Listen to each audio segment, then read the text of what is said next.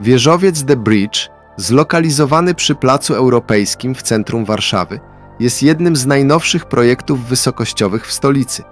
Inwestycja realizowana jest przez firmę Ghelamco. The Bridge wyróżnia się na tle stołecznych wysokościowców dynamiczną bryłą, która z każdej strony wygląda inaczej, a każda jego kondygnacja jest niepowtarzalna. Nie ma dwóch identycznych. Na 40 piętrach znajdzie się w sumie 47 000 m2 najnowocześniejszej powierzchni biurowej. To najwyższy tego typu obiekt, jaki jest obecnie budowany w Polsce. Na ten moment prace budowlane nad wieżowcem są już na zaawansowanym etapie.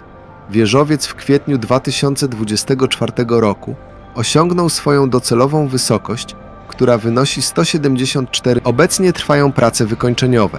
Montowane są instalacje wewnętrzne oraz wyposażenie biur zgodnie z najnowszymi standardami ekologicznymi i technologicznymi.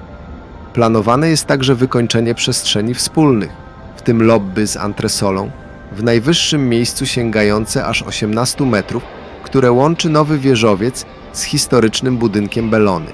The Bridge, zaprojektowany przez renomowaną pracownię UN Studio, wyróżnia się nowoczesną, minimalistyczną formą, która wpisuje się w architektoniczny krajobraz nowego centrum biznesowego Warszawy. Zakończenie wszystkich prac budowlanych i oddanie wieżowca do użytku planowane jest na 2025 rok.